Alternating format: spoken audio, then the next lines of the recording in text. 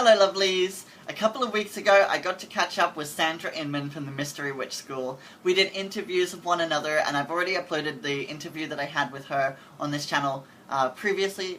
But this week what I'm wanting to do is just upload the conversation that she had asked me, the interview where she was asking me the questions.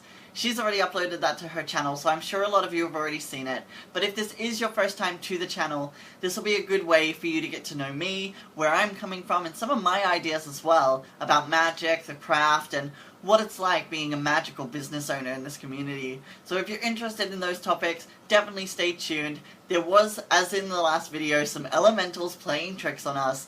So there were lights flickering, there's a couple of peaks in audio and things like this, but it's definitely still watchable. The internet didn't cut out at all. So, you know, it's still watchable and the content is still good, and I hope that you guys will enjoy it. So without further ado, on to the interview. So welcome, Eryk, to the Mystery Witch School YouTube channel. And how are you going? I am really well. We've had a bit of a busy day, making some wands, and we've got a bit of a storm coming in, but yeah, busy and good. Great. Okay. So what I'm going to do is ask you a few questions about being a professional witch and being an entrepreneurial witch and your experiences of that, and also a few other things about magic and witchcraft that are interesting topics, especially for people like ourselves who are in the broader out there type of community, and the whole world gets to see what we're doing. Yeah. And so it's interesting to find out what other people are experiencing, what people believe, and how they practice. So my first question to you is, you have an Etsy store, which is erykadish.etsy.com. Yes.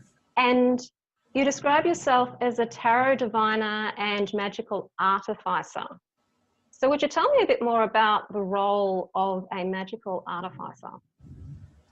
My work and also a lot of the language that I use are inspired by a gentleman named Rune Emerson.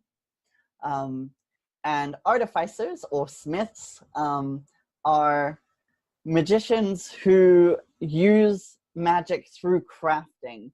We make objects and imbue them with sort of occult virtue through that construction process. So I have a lot of hands-on work where I am crafting things, where I am doing that ritualized process of creating that with magic and intent. Wow, okay.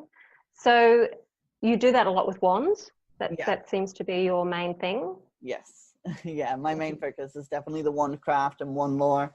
Yeah, it's definitely sort of, it wasn't initially going to be the focus of my work. It was going to be the tarot that I sort of had as the basis. But as I entered into this, it's just that the wands have become, you know, very popular, and a lot of people have loved them. So it sort of became the focus, even though it wasn't originally going to be that way. Okay, good. Good. And you do make some beautiful wands. I've definitely seen some of them. Yeah. So you seem to be very inspired by the Solomonic work and the grimoire tradition. So how does this tradition inform or influence your witchcraft practices? So my involvement in witchcraft is very much based on my involvement in community. I don't know a lot of ceremonial magicians. I do know a couple, but for the most part, the people who are hosting events or running events, creating spaces, are witches. And so my involvement in community is in witchcraft. So I have that Solomonic craft as sort of my basis, my point of understanding things from. But the stuff that I'm actually out there doing is very much witchcraft.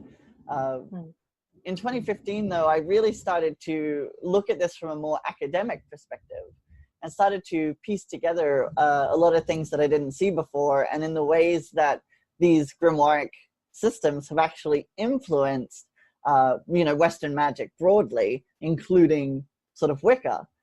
So I sort of could see that thread, that current, being pulled through into what was still being practiced in my local communities. Does that answer your question? Yeah, absolutely. So you've been in your own business for how long?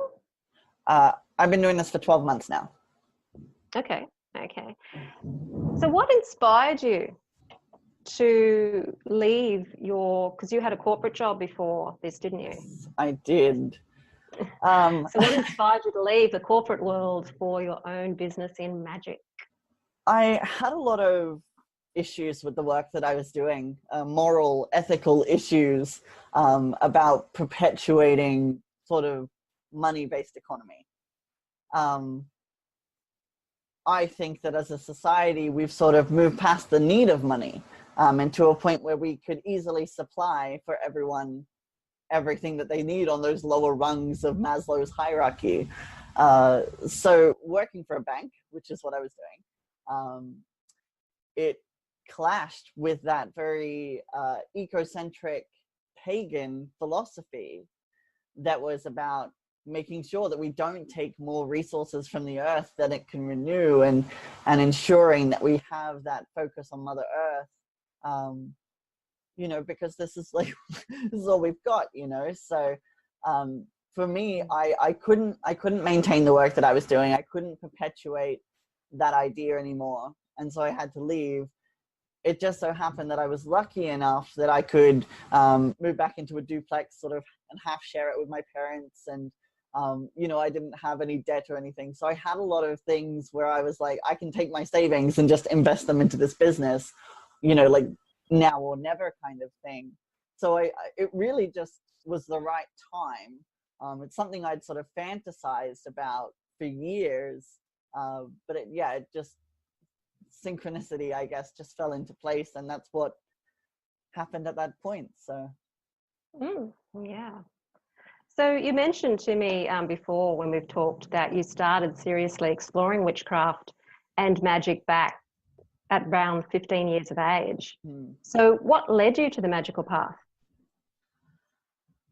Oh, I've always been interested in magic. The lights just flickered. Sorry about that.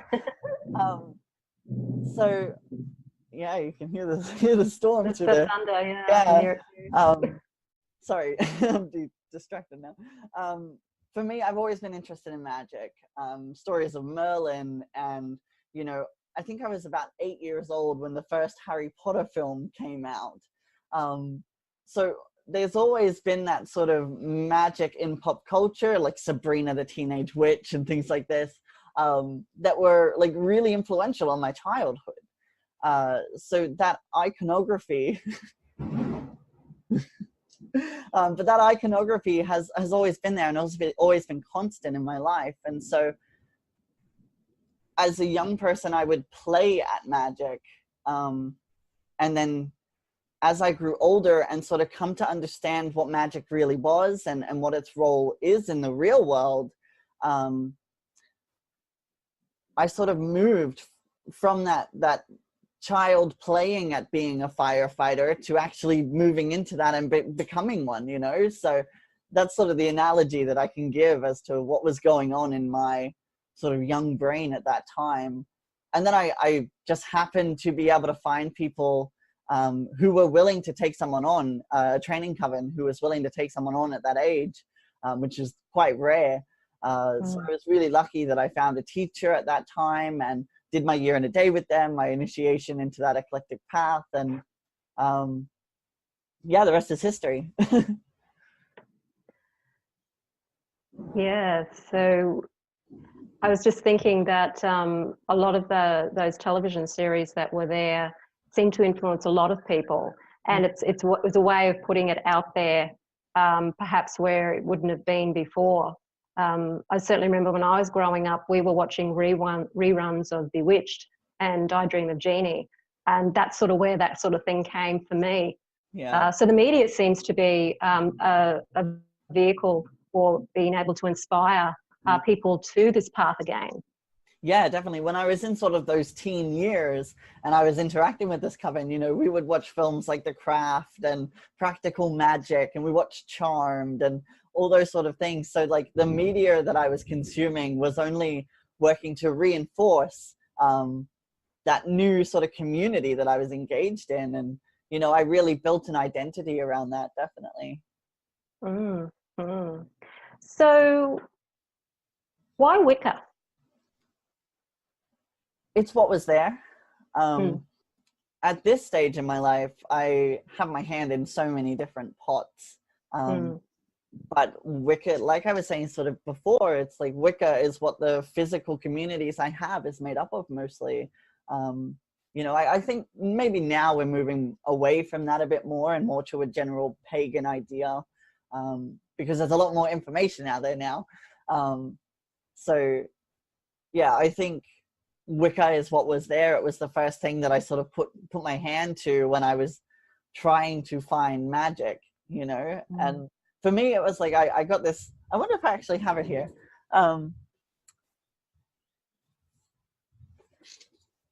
Here,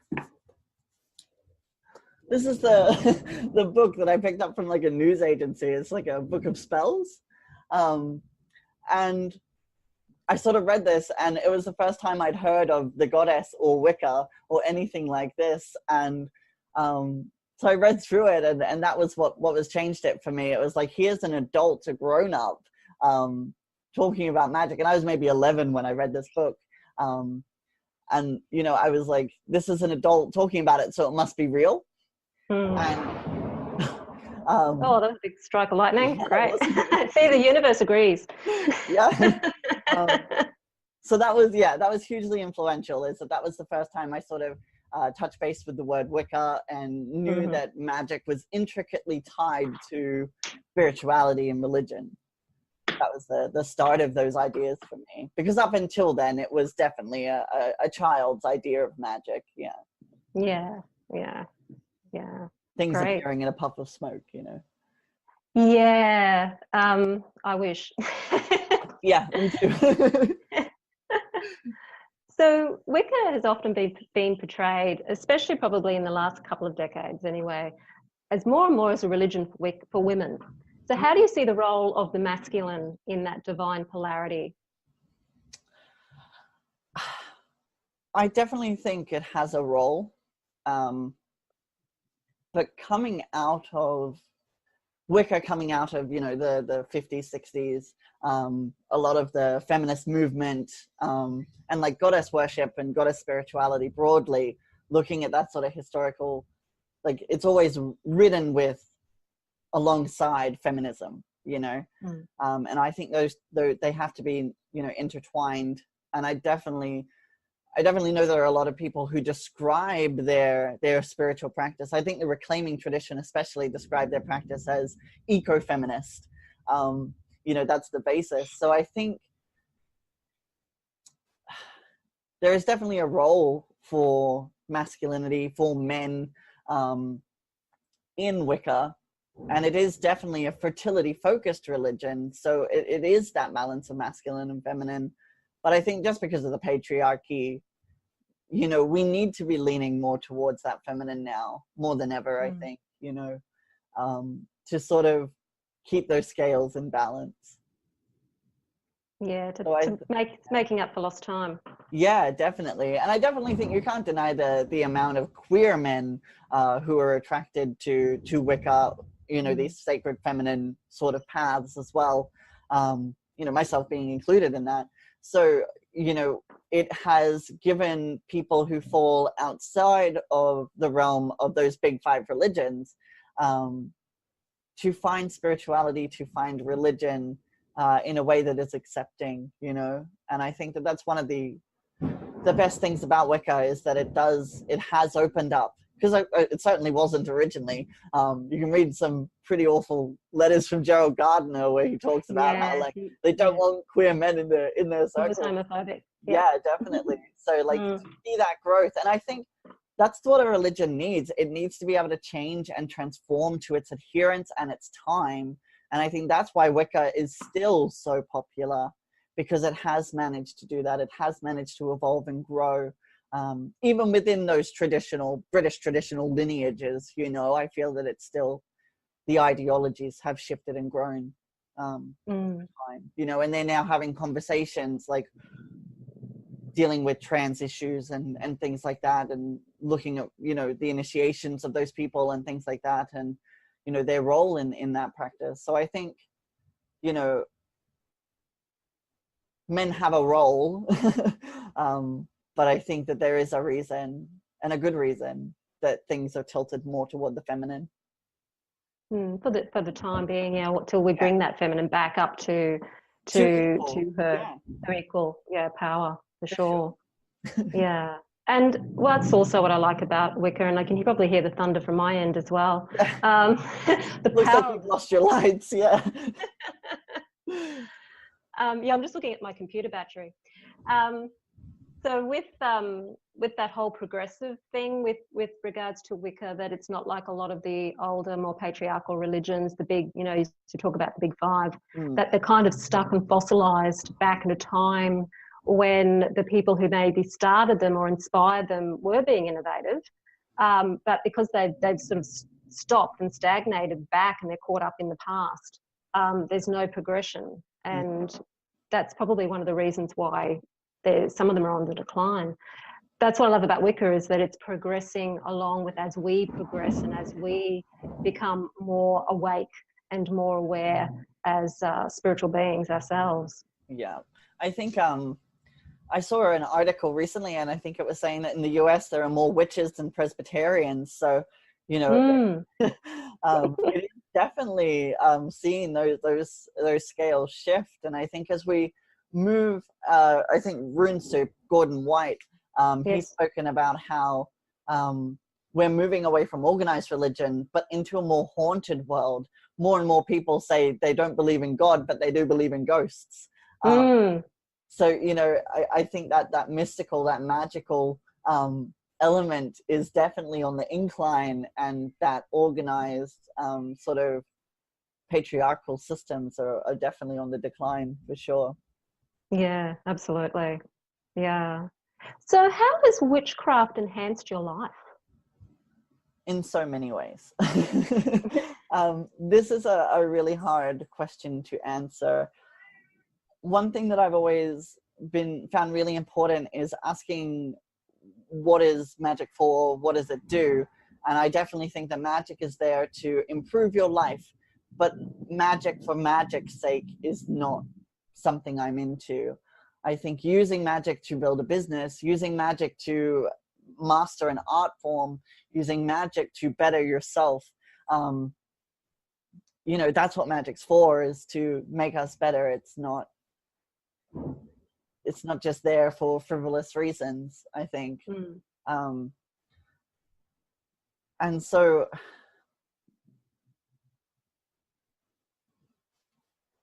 yeah, I think that's all I can really say.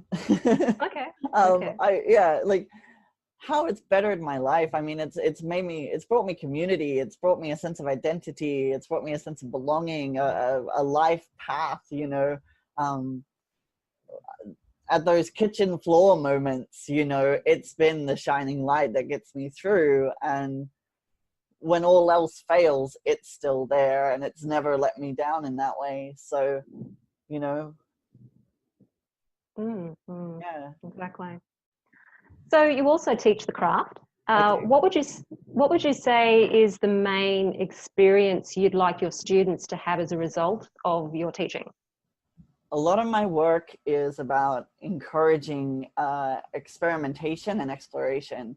Quite often the first thing I'll do when I'm teaching a group is go through sort of the magical models, the psychological model, the spirit model, and the energy model. And I will ask them to sort of identify where they are in those three models, and then tell them to pick a different one and occupy that for the day. So I like to encourage people to step beyond their own limitations and to explore new things. Because I feel like when I first started in this stuff, there wasn't enough of that for me. I became a very staunch traditionalist very quickly, as my type A personality is sort of wont to do. But for me, like in these last few years, especially sort of really leaning into the pop culture stuff and, you know, just getting a bit more experimental, doing things that are maybe, you know, not allowed and all that sort of thing. Just breaking the rules and trying to test the limits. Yeah, Yeah. yeah. I see magic a bit as a bit like music. They say that music doesn't have rules; it has conventions. I think that magic is very much about conventions, and that it's okay to experiment with conventions and break conventions. Yeah, I think though, like music, it is important to learn the conventions first. Yes, because you need to learn them before you can break them anyway. Yeah, 100%. And often you need to learn them in order to know how to break them. Yeah, that's where that innovation in magic really comes through. You know, and I've spoken in the past about how I think that people who are using pop culture in their magic and interacting with these modern mythologies, they're innovating magic, and they're sort of the pioneers of this kind of craft. And it's, you know, so important that we have that encouragement of exploration, you know, instead of falling into those traps that other religions do and saying this is how we've done it for 2000 years, you've got to do it this way. We encourage that exploration, that evolution of magic and spirituality, I think. Yeah, yeah. So would you say that magic is an art? I would say that magic is a craft. In that magic makes something. You know, just like, because my wands, you know, they're tools, and wand craft is a craft. It's making something. So I think,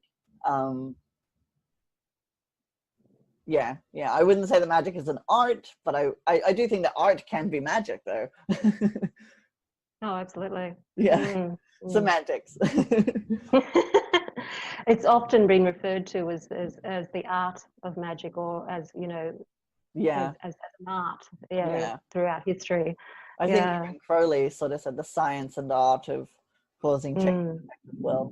But yeah, I think it was either Alan Moore or Grant Morrison who sort of drew that line for me between magic being an art and a craft, because they're both comic book artists. I just can't remember which one I'm quoting. Sort of their idea is that, you know, you're making something when you do magic. You can use magic to enhance your art, but it's not. Yeah, I don't think that it is in and of itself an art. It's practical. Yeah, magic is practical. Yeah. Yeah. Even in Carlos Castaneda's books, Don Juan said shamanism isn't spiritual, it's practical. For those of you who know who Carlos Castaneda is. I do have a book on it. I have read it, I think, but I can't remember for the life of me what it's about. There's quite a bit. It's a good read. There's a lot of debate about whether Don Juan really existed as a person, or whether he was a composite of people, or what the deal was. But very, very, very good. Very good read. So, in Western culture, we've developed a belief that money and spirituality are in opposition to each other. So, as a professional witch who needs to make money from your craft, in order to not just, you know, survive and pay the bills and eat, but also to have a decent life, and have freedom and choices. What are your views about making money from witchcraft and magic? I would love to be able to do this stuff for people for free. I would love to feel reassured that I was going to maintain a home to live in and food to eat and the necessities that I have. And if they were all covered, I would for sure be doing this stuff for free. But as it is, that's not the case. So until we saw a global mental shift around supply and demand and resources and money and all those things, I need money to live. And this is the service that I'm putting my time into. And time is what we equate with money in this culture. Yep. So I do expect to be paid for my time. Absolutely. And like I say, you know, that is only to live. You know, I don't know of a lot of witches. I can think of a couple, but not many, who live that luxurious life. You know, we're a very spiritual people. We're a very modest people. You know, we're not looking for riches. We're looking for we're looking to help people find fulfillment and, spirituality. I do think though, like, it is definitely like really only a problem here in the West. You don't sort of see it in other spaces. I have some friends who are involved in voodoo, African traditional religions, and in that sort of space, it's totally expected and accepted that money will have to be exchanged. And at times, it's quite a large sum of money. We're not just talking about materials and time, but, beyond that as well. Often quite a lot of those people do put that money back into serving their spirits, or their communities. But, there is that monetary exchange. But it's understood that will happen, and it's expected that will happen, because that's what that exchange is worth. Rune Emerson, who I sort of spoke about before, I take on his mentality when it comes to spell work. So I charge for my wands, I charge for tarot readings, I charge for the puppets and things, all these things that I make. I charge people for them, but I don't charge for spell work. If I'm, say, doing a love spell for somebody, I might ask them to give me their first love. That could be a teddy bear that they had as a baby, or a photo of them playing the first sport they fell in love with, or something like that. But they need to give me that symbol of their love as exchange for that new love. And then that photograph or that bear can then go on to be used as a component, magic and materia, in other spells as well, to put fuel into that new love working that I'm doing for someone. So I do expect that exchange there, but it's typically more of a sentimental exchange, not a financial one. Okay. So what would you say is the most challenging aspect about being a professional witch? There's no model or guideline for this stuff. I found a lot of useful information by looking at artists, freelance artists, and sort of trying to equate my work with theirs. And that's sort of how I came to understand how to run this business and what to do with it.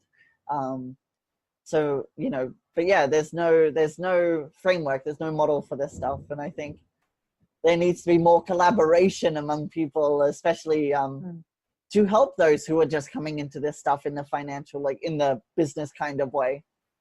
Yeah, the startups. Yeah. So how do people respond to you then when you tell them what you do for a living? There's usually like a progression of questions. So they say, what do you do for work? And I say, I'm a magician. And they go, oh, wow, that's really cool. And then I say, not an illusionist. I get frantic because I make wands and I do tarot readings. Like, don't, but it's like, for me, that's the best moniker. I do magic for a living. I just have to make sure that there's that disclaimer with what kind of magic I'm talking about. And maybe it's to my own fault. I never spell magic with a K. I always just spell it with a C. So maybe it's, partly to my own fault there. But yeah, that's sort of how the conversation happens. But I think in the modern day, everybody sort of knows someone who's a witch, or has met a witch, or been to a psychic, or it's not as strange now. And just to be a young person working for myself in that, cool, that's most people's responses. Yeah, things have definitely changed. People are a lot more aware of what these things are now, and that's a good thing. It's not as scary to tell people what I do now, whereas 30 years ago I wouldn't have said it. Yeah.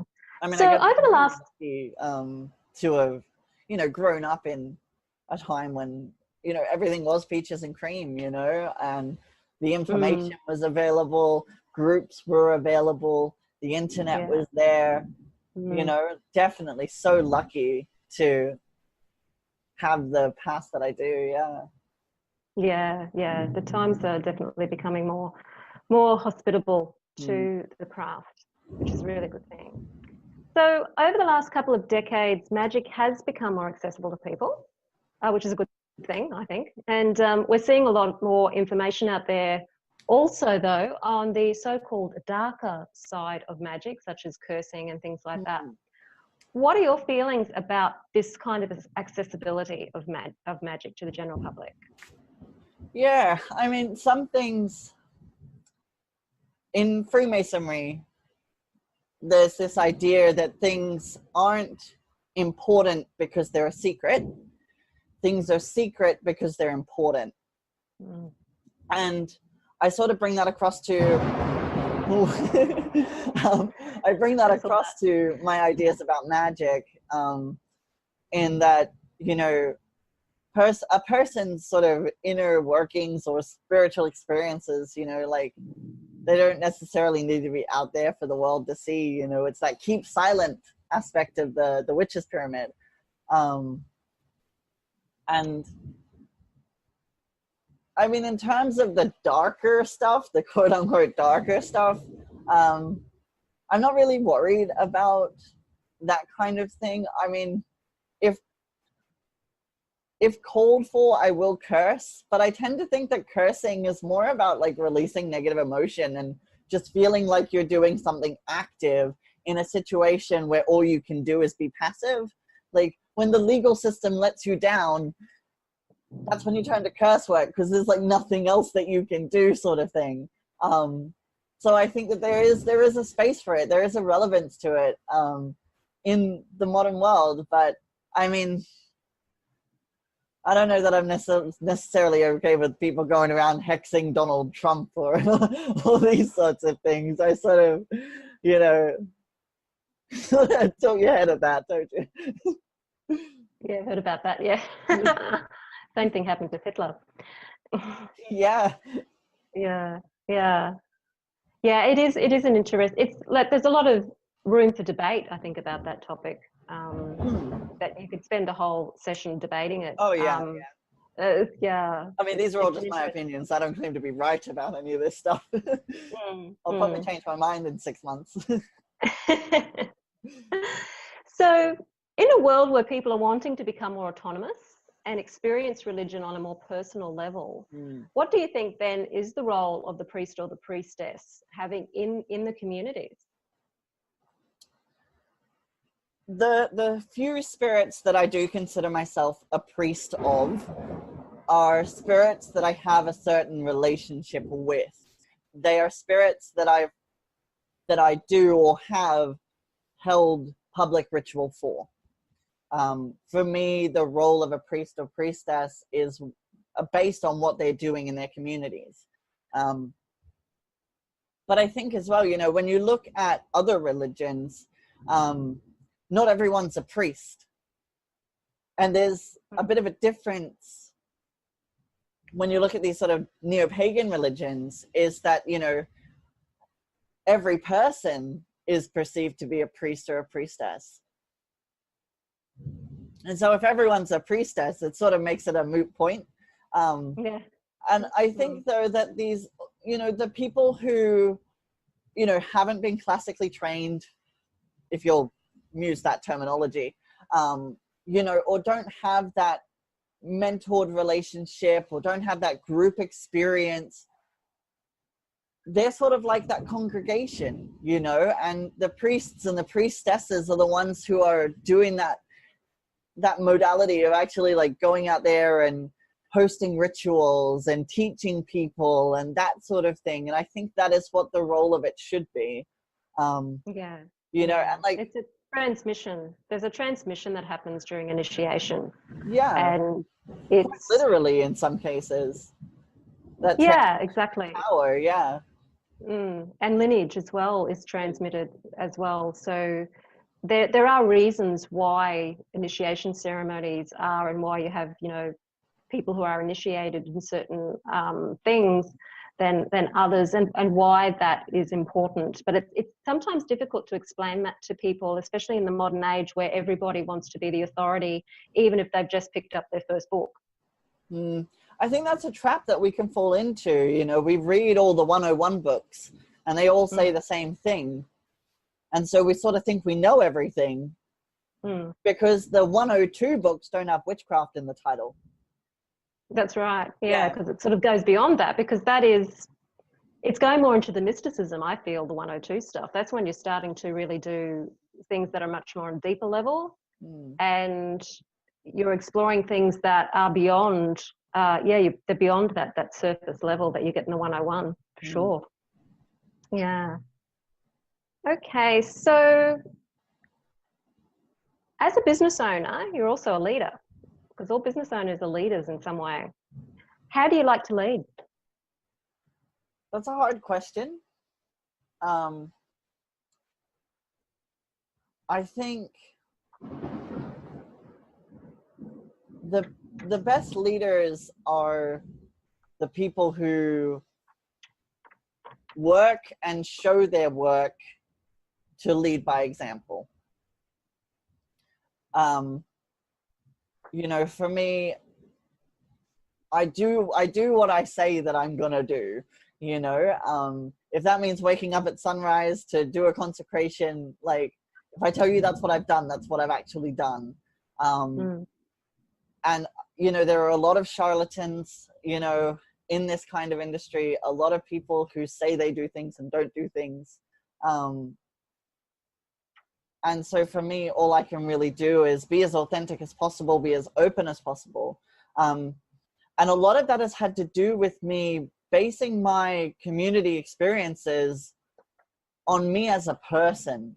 I try to build rapport with people, build a relationship with people, outside of just the products that I make, you know, that they're not just a faceless product.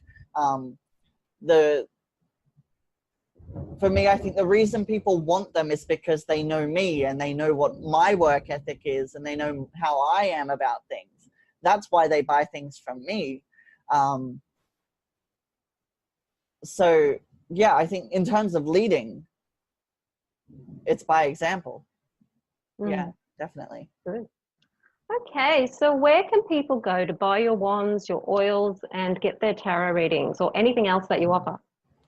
So yeah, all of the products and services that I offer are available through the Etsy shop, which is erykadish.etsy.com.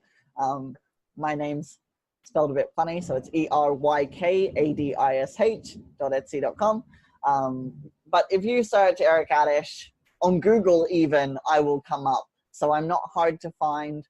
You know, I'm on Instagram and I'm on Facebook and YouTube's and all the things.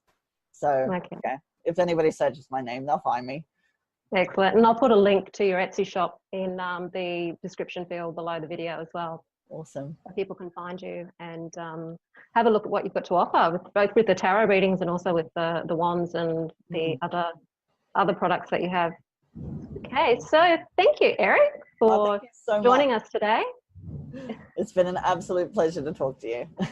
Yeah, it's been a pleasure for me too. It's good to talk to other people. I should do interviews more often. Yeah. Okay. Despite our weather, and the lights and the thunder, Mercury retrograde, what can you expect? Yeah, it adds a nice ambience, that haunted, as we're talking about the haunted, things are becoming more haunted. We've got the storm and the lightning. I think it's perfect. And I'm in the dark now. Oh, there you go. We're all about that dark, witchy aesthetic, aren't we? Exactly. I've got the dark aesthetic now. So where normally I have a lot more bright light.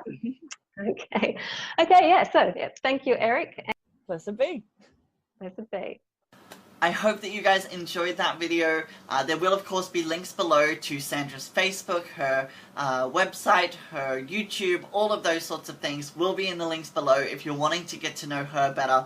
I'll also leave a link to the previous conversation that I had with her so that if you are interested you can go and check that out as well. I think that's all that we really want to say in this video though, so until I speak to you next time, I hope that you are well. Mwah. Bye.